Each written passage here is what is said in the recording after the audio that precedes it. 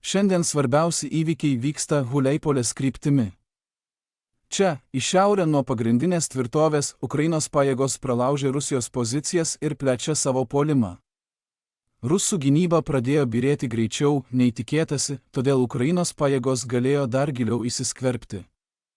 Neseniai Ukrainos vadovybė pranešė, kad kontratakomis atgavo daugiau nei 400 kvadratinių kilometrų teritorijos, o kasdienis kovų intensyvumas šioje kryptyje siekia apie 50 susidūrimų per dieną. Ukrainiečiams atgaunant kontrolę svarbiose vietovėse, jie pagerina galimybės stebėti rusų judėjimą, todėl rusų pajėgoms tampa sunkiau persigrupuoti nepastebėtoms. Tai pakeitė situaciją mūšio lauke, Ukrainos pajėgos įgijo daugiau laisvės perkelti pastiprinimus, koordinuoti ugnies paramą ir išlaikyti geresnį situacijos suvokimą nei priešas. Šiam proveržiui padėjo staigus rusų ryšių ir dronų veiklos sumažėjimas, kai patikros metu buvo užblokuoti neleistini Starlink terminalai. Ukrainos daliniai įgijo dronų pranašumą, priversdami rusų pėstininkus slėptis nuo nuolatinių atakų iš oro.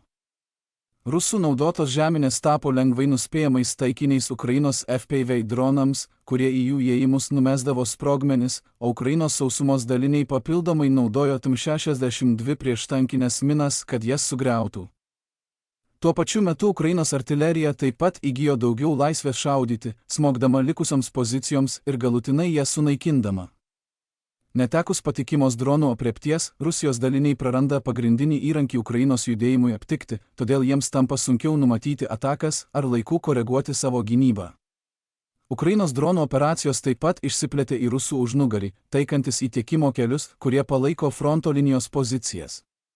Rusijos daliniai į šiaurę nuo pagrindinės tvirtovės remiasi atviromis kaimo kelių atkarpomis, kad galėtų perkelti pastiprinimą į priekį, tačiau dabar šie keliai perimami dar prieš pasiekiant kovos zoną.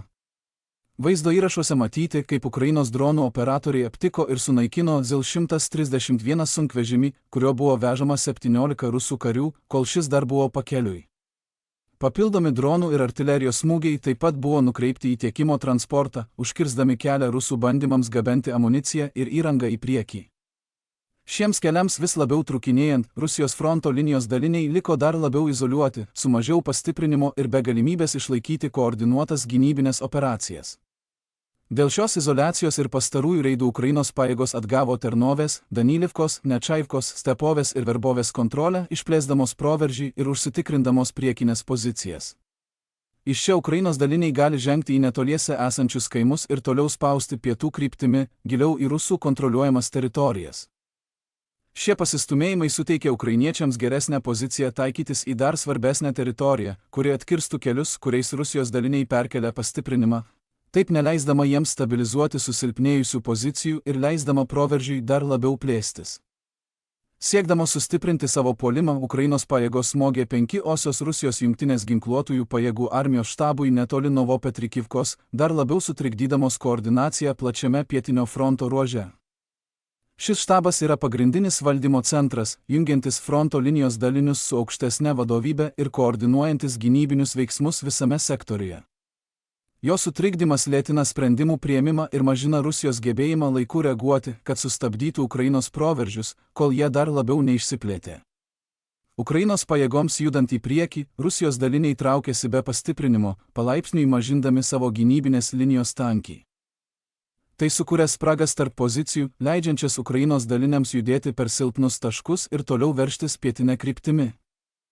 Spaudimas aplinkinėse pozicijose priverčia Rusijos pajėgas dar labiau trauktis, neleidžia suformuoti naujos gynybinės linijos ir lemia, kad pozicijos visame sektoriuje griūva atgal.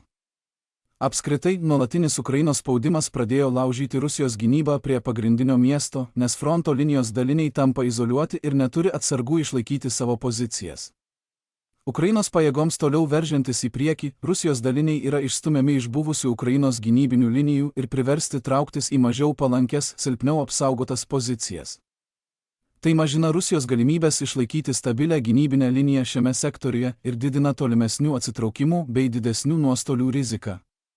Dėl to vis labiau tikėtina, kad Rusijos vadovybei teks permesti ribotus rezervus iš kitų sektorių, kad būtų išvengta dar didesnio žlugimo čia, o tai silpnins jų gebėjimą išlaikyti gynybinį stabilumą platesnėme pietiniame fronte.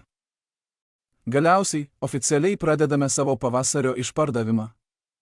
Vos nuo $4.99 gausite prieigą prie necenzūruotos kovos medžiagos, kurią naudojame kiekvienoje ataskaitoje, taip pat prie visų svarbiausių įvykių analizių, kurios gerokai pranoksta tai, ką galime įtraukti į trumpus kasdienius vaizdo įrašus. 3. Atrakinsite mūsų Timeline Builder įrankį, 1A pasaulyje dirbtiniu intelektu paremtą sistemą, sukurtą realiu laiku susieti naujienų taškus. 4. Ir svarbiausia, gausite prieigą prie mūsų pažangių naujienų analizės įrankių, kurie suteiks išsame įžvalgą apie naujienų ciklą, detalę istorijų nuotaikų analizę ir tendencijų stebėjimą, kad atskleistumėte svarbiausias temas ir įvykius. Ir galiausiai, bet nemažiau svarbu, gausite prieigą prie visų mūsų išskirtinių strateginių atnaujinimų apie karą Ukrainoje. Jei norėjote paremti mūsų veiklą, bet dar neturėjote progos, dabar yra puikus metas prisijungti ir iš tikrųjų prisidėti. Tad spauskite nuorodą aprašyme ir tapkite išskirtiniu mūsų bendruomenės nariu. Nuoširdžiai dėkoju visiems, kurie prisijungė, jūsų palaikymas mums reiškia labai daug.